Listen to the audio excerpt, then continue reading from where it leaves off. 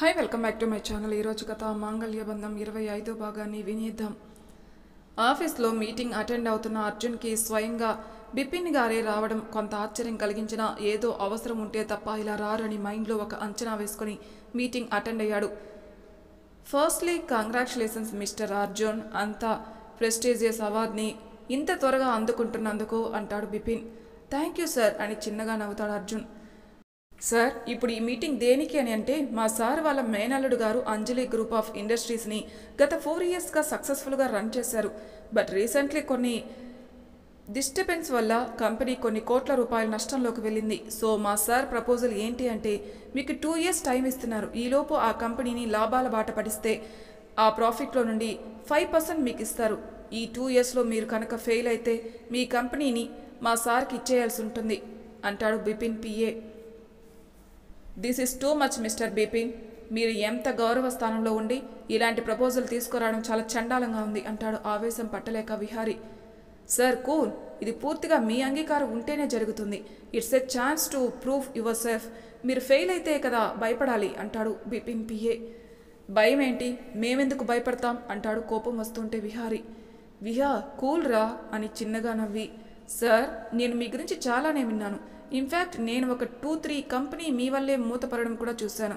But ఇంత దూరం వచ్చి ఈ ప్రపోజల్ నాకిస్తానన్నందుకు మిమ్మల్ని మెచ్చుకోవాలని చెప్తూ, ఎప్పుడూ మీరే ప్రపోజల్ ఇస్తారా? ఫర్ ఏ చేంజ్ నేను మీకు ఒక ప్రపోజల్ ఆఫర్ చేయనా అంటాడు వినయంగా కనపడుతూ, కానీ డైరెక్ట్గా భయపెడుతూ. అర్జున్ కాన్ఫిడెన్స్కి ఆయన కొంచెం తడబడ్డాడు. కానీ అర్జున్ ప్రపోజల్ కూడా వినాలని ఓకే అన్నట్లు చెయ్యి ఊపాడు. ఆ కంపెనీకి వచ్చిన 25 crores నేను జస్ట్ 3 monthsలో పే చేస్తాను. షెల్ ఇట్ టు మీ అంటాడు చాలా కాన్ఫిడెంట్గా అర్జున్. బిపిన్ షాక్ అవుతాడు. ఫస్ట్ టైం ఒక స్టార్టప్ కంపెనీ ఓనర్ తనకంటే పెద్ద కంపెనీ కొంటాను అనేసరికి ఆయన మైండ్ మొత్తం బ్లాంక్ అయిపోతుంది. అలానే అర్జున్ వంక చూస్తూ ఉంటాడు.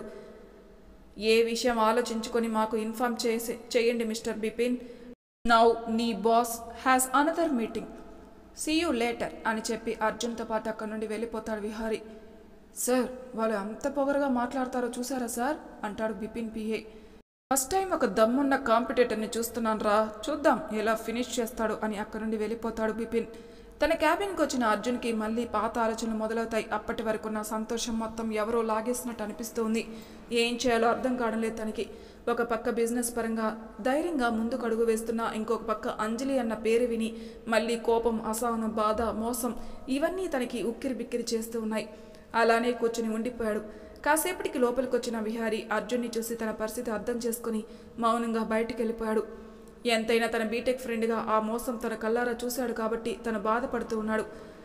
ఇంట్లో అర్జున్ కోసం ఎదురు చూస్తున్న వసు అర్జున్కి ఇష్టమైనవన్నీ వండి పెట్టి చక్కగా బ్లాక్ కలర్ శారీ కట్టుకొని తన కోసం ఎదురు చూస్తూ ఉంది. అర్జున్కి నచ్చుతానో లేదు అని 1కి 2 సార్లు 10 సార్లు అద్దం ముందు నించుని చూసుకుంటూనే ఉంది. ఈలోపు అర్జున్ రానే వచ్చాడు. రావడం అయితే వచ్చాడు, కానీ తన మనసులో లేదు.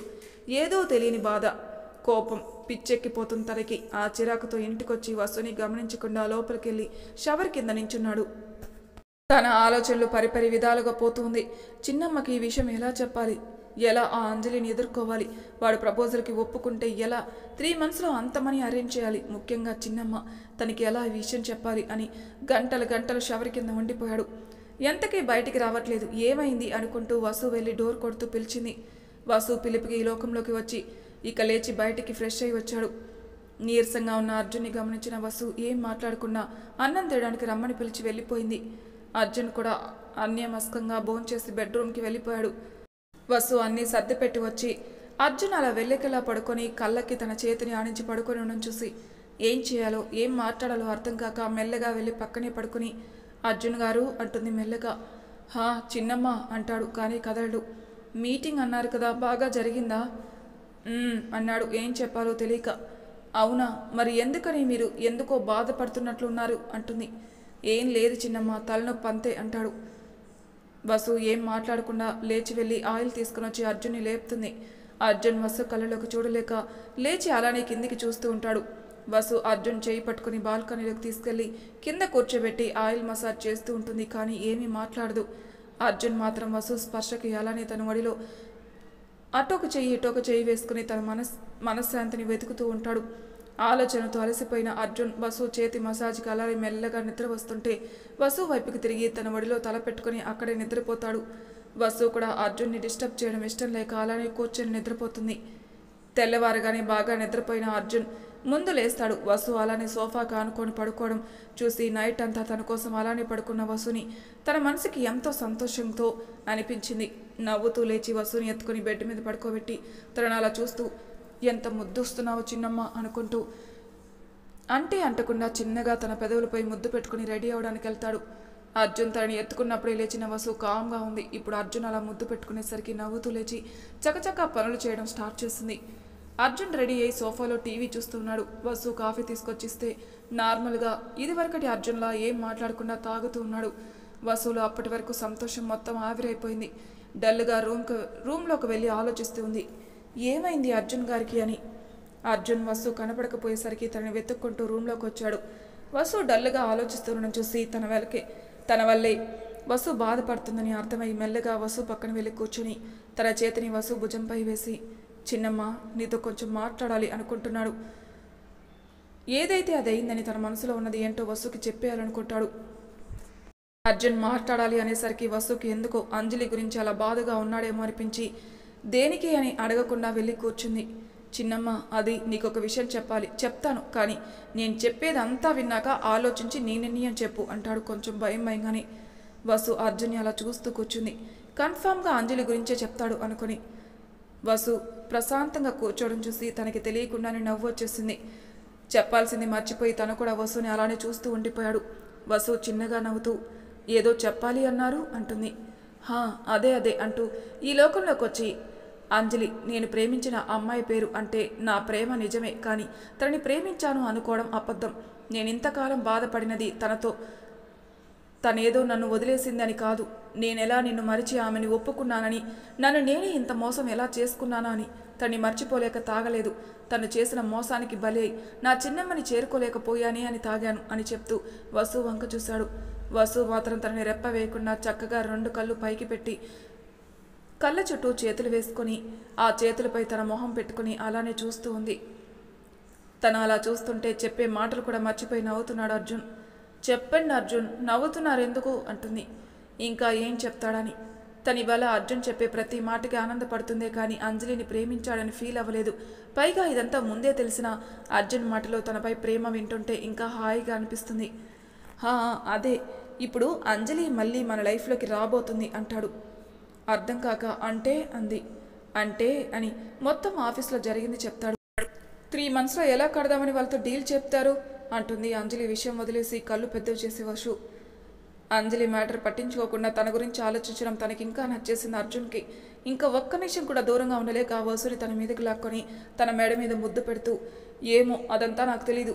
ఈ ఆఫర్ నాకు అవార్డు రాకముందు వచ్చుంటే వేరేగా ఉండేది, కానీ అవార్డు వచ్చాక వచ్చింది అంటే ఇది ఖచ్చితంగా తన పని అయి ఉంటుంది అనిపించింది. అందుకే నేను ఛాన్స్ తీసుకోవాలి అనుకోవట్లేదు అంటాడు. అయితే ఆ ఆఫీస్ కొనేసి ఏం చేద్దామని. నేను కొనగలను అని నమ్మకం ఉందా చిన్నమ్మ? మనకి పెళ్ళయి 1 year అవ్వకుండానే మనం కలిసిపోయాం. మీకు అవార్డు కూడా వస్తుంది. ఇన్ని జరిగాయంటే అది కేవలం మీ వల్ల, మీ సామర్థ్యం వల్లే అని నా నమ్మకం. సో ఇది కూడా అంతే, నాకు నమ్మకం ఉంది అంటుంది. నీకు ఈ విషయాలు చెప్పడానికి నిన్నటి నుండి నేను ఎంత మదన పడ్డానో తెలుసా చిన్నమ్మ. పైగా 3 నెలల్లో అంత అమౌంట్ ఎక్కడి నుండి తేవాలని కూడా ఆలోచన ఉండేది. కానీ ఇప్పుడు ఎంత ఫ్రీగా అనిపిస్తుందంటే ఆ 25 కోట్లు 25 రూపాయలా అనిపిస్తుంది అంటాడు వసుని ఇంకా దగ్గర లాక్కుంటూ. వసు అర్జున్ ఒడిలో నుండి వెనక్కి తిరిగి అర్జున్ బుగ్గ మీద ముద్దు పెట్టుకుంటుంది. వసు తనంతట తానే ముద్దు పెట్టేసరికి ఆనందంతో, చిన్నమ్మ మరీ అంతలా టెంప్ట్ చేయకురా, అసలే ఆ డాక్టర్ ఏమో నీకు దూరంగా ఉండమంటాడు. అర్జెంటుగా ఒకసారి చెకప్కి వెళ్ళాలి అనుకుంటూ వసుని అలానే హక్ చేసుకుని ఆలోచిస్తూ ఉంటాడు. ఇంకా ఏం ఆలోచిస్తున్నారు అంటుంది. చిన్నమ్మ మనం రేపు డాక్టర్ దగ్గరికి వెళ్దామా, ఒకసారి చెకప్ చేయించుకుందు కానీ. నేను బాగానే ఉన్నాను కదా, ఇంకా ఎందుకు అర్జున్ గారు? అది కాదు, ఒకసారి డాక్టర్ కూడా అదే మాట చెప్తే ఈ ముద్దుల నుండి ఇంకొంచెం ముందుకెళ్ళొచ్చు అని అంటాడు వసు భుజం చిన్నగా కొరుకుతూ. ఆ మాటలకి సిగ్గు పుట్టుకొచ్చి సరే అని తల ఊపుతుంది. నువ్వు సిగ్గుపడితే నాకేదేదో అయిపోతుంది చిన్నమ్మ, ప్లీజ్ అలా సిగ్గుపడుకురా అంటాడు. ఏదేదో అంటే అంటుంది అమాయకంగా. వసు నడుం మీద చెయ్యి వేసి మెల్లగా తన చేతిని పైకి పోనిస్తూ ఉంటాడు. తనకి ఏదో అలజడిగా అనిపించి అర్జున్ చేతిని పట్టి ఆపేస్తుంది. ఇదే ఏదేదో అవడం అంటే అంటాడు నవ్వుతూ. మిమ్మల్ని అంటూ అర్జున్ని చుట్టేసుకుంటుంది. అర్జున్ కూడా హ్యాపీగా ఫీల్ అవుతాడు. ఎక్కడ చిన్నమ్మ బాధపడుతుందో అంజలి గురించి వింటే అని. కానీ వసు మామూలుగా రియాక్ట్ అయ్యేసరికి మనసంతా దూది పింజలా ఎగిరిపోతుంది గాలిలో. ఆ నెక్స్ట్ డే వసుని తీసుకుని హాస్పిటల్కి వెళ్తాడు అర్జున్. డాక్టర్ అంతా చెక్ చేసి వసుని బయట వెయిట్ చేయమని అర్జున్తో మాట్లాడుతూ, ఇప్పుడు చెప్పవయ్యా అర్జున్, సడన్గా చెకప్కి ఎందుకు వచ్చినట్టు అంటాడు అర్జున్ని ఆట పట్టించాలని. డాక్టర్, పేషెంట్ తరపు వాళ్ళతో ఇలా ఏడిపిస్తూ మాట్లాడకూడదు, అందులో నా పరిస్థితి తెలుసుకొని మరీ కావాలని ఏడిపించకూడదు అంటాడు అలీనట్టు ఫేస్ పెడుతూ. డాక్టర్ గట్టిగా నవ్వుతూ, ఇప్పుడు దొరికావయ్యా నాకు. ఆ రోజు ఎంత టార్చర్ పెట్టావు, ఇప్పుడు నేను చెప్పేది వింటే నువ్వు ఇంకా ఏడుస్తావు అంటాడు. ప్లీజ్ డాక్టర్, ఆ రోజు నీ దృష్టిలో పెట్టుకుని నా ఫీలింగ్స్కి గండి కొట్టకండి డాక్టర్. కావాలంటే మీరు మొన్న సూపర్ మార్కెట్లో ఇంకో అమ్మాయితో వచ్చారు అనే విషయం మీ ఇంట్లో మా అక్క, అదే మీ ఆవిడతో చెప్పనులే అంటాడు. డాక్టర్ అవాక్కై, ఊరుకోవయ్యా, అక్కడ ఏం లేకపోయినా నన్ను ఇంట్లోకి రానివ్వదు. నో ఫుడ్ నో బెడ్ అంటుంది. ఆ రెండు నా వల్ల కాదు, కానీ అంత పని చేయకు. మరి నన్ను ఏడిపించకుండా మ్యాటర్ చెప్పండి బావా అంటాడు. అసాధ్యుడివి నువ్వు అంటూ, వసు ఇప్పుడు ఫిజికల్గా super fine but mentally fit అని నువ్వే చెప్పాలి నాకు. అదేంటి అంటే తను నీతో ఎలా బిహేవ్ చేస్తుంది, నీ టచ్ నీ కంఫర్ట్గా ఫీల్ అవ్వగలుగుతుందా, అండ్ నైట్ టైం నిద్రపోతుందా ఏ పెయిన్ లేకుండా. వసు సిగ్గుపడడం తలుచుకుంటూ ఓ మెలికలు తిరిగిపోతూ ఉంటాడు అర్జున్. చాలే అయితే యూ కెన్ ప్రొసీడ్, బట్ జాగ్రత్త అర్జున్, తనకి ప్రెషర్ ఎక్కువైతే తన నరాల మీద ప్రభావం పడుతుంది, అర్థం చేసుకుని జాగ్రత్తగా డీల్ చేసుకో, ఓకే. అర్జున్కి ఆ టైంలో తను ఎంత నరకం అనుభవించి ఉంటుందో అని బాధగా అనిపించి, వసుకి ఏం కాకుండా కాపాడుకున్నా సరే ఎంత ప్రెజర్లో ఉంటే మరి ఇలా ఎంతమంది ఆడపిల్లలు బలైపోతున్నారు, వాళ్ళు ఎలా అంటూ ఎమోషనల్ అవుతాడు. It's okay, be normal Arjun. అందుకే ఆడపిల్లల్ని ఆడపుల్లలా పెంచాలి, అప్పుడే వాళ్ళు ఇలాంటి మృగాలు తిరిగే లోకంలో బ్రతకగలుగుతారు. అవును సార్, అందుకే నా కూతుర్ని చాలా ధైర్యంగా పెంచుతాను అంటాడు అర్జున్. డాక్టర్ అర్జున్ని డైవర్ట్ చేయాలని, అబ్బో అబ్బాయి గారు కూతుర్ని కానీ కనేదాకా వెళ్ళిపోయారంటారు నవ్వుతూ. అర్జున్ సిగ్గుపడుతూ, పోండి బావా మీరు మరీను అంటూ థ్యాంక్స్ చెప్పి బయటకు వచ్చాడు. వసు అక్కడే కుర్చీలో నిద్రపోవడం చూసి నవ్వుకుంటూ దగ్గరికెళ్ళి లేపాడు.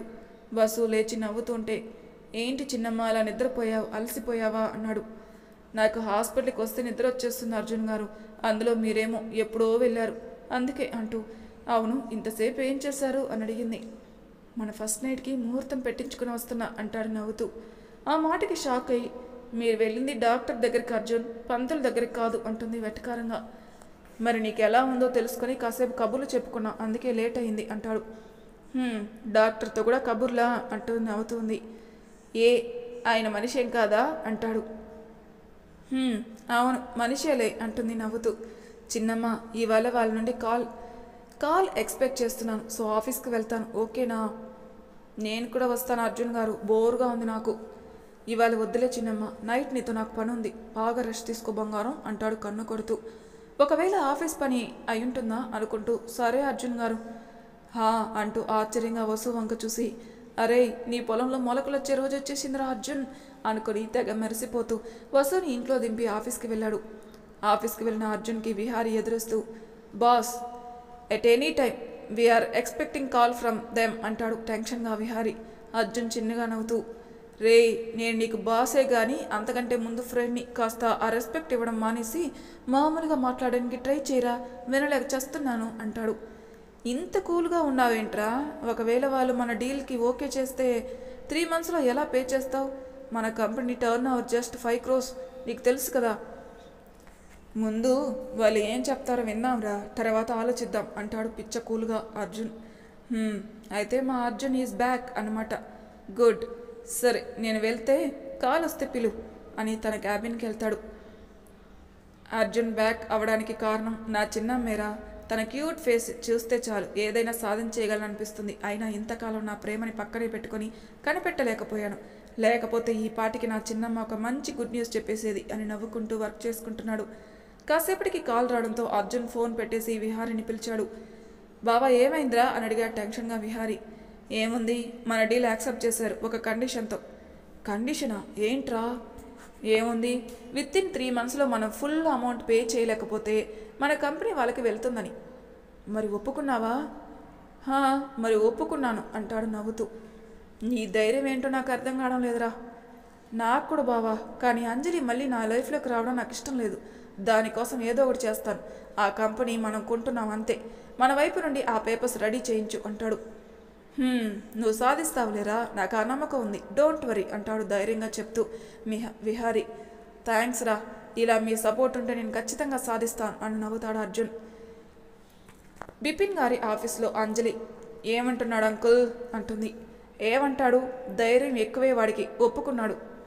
ఛ, నేనేదో నా కంపెనీని లాభాల పాటలు నడిపిస్తాడని డీల్ చేస్తే ఇదేంటి అంకుల్ ఇలా చేశారు అంటుంది అంజలి. నువ్వు కంగారు పడక అంజలి, మనం కోట్ చేసిన అమౌంట్ కట్టాలంటే వాడికి మినిమం 1 year అయినా పడుతుంది అంటాడు కాన్ఫిడెంట్గా. మీకు అర్జున్ సంగతి తెలియదు అంకుల్. కాలేజీలో ఉన్నప్పుడే షేర్స్ మీద ఇన్వెస్ట్ చేసి ఎంతో సంపాదించాడు. ఇప్పుడు వీడికి ఈ అమౌంట్ చాలా చిన్న విషయం. ఓహో, అందుకేనా నీ భర్తకు కూడా తెలియకుండా ఈ డీల్ తీసుకుని వచ్చావు నా దగ్గరికి అంటాడు బిపిన్. వాడి తెలివిని క్యాష్ చేసుకుందాం అనుకుంటే వాడికి నా కంపెనీ అప్పచెప్పారు అంటుంది అసహనంగా. నువ్వేం కంగారు పడుకు బేబీ, ఈ కంపెనీ నీది. నీ కంపెనీ నీకు అప్పచెప్పి బాధ్యత నాది. అలానే వాడి కంపెనీ నాకు దక్కడం కూడా జరుగుతుంది, చూస్తూ ఉండు. నేను అదే కోరుకుంటున్నాను అంకుల్. వాడు ఏమైపోతే నాకెందుకు, నా కంపెనీ నాకు తిరిగి లాభాలకు వస్తే చాలు. మీరు మీ బుర్ర ఉపయోగించి ఎలా అయినా వాడు 3 monthsలో మనీ కట్టకుండా అడ్డంకులు సృష్టించండి చాలు అంటుంది. ఓకే బేబీ, నువ్వు చెప్పాలా అంటాడు నవ్వుతూ బిపిన్.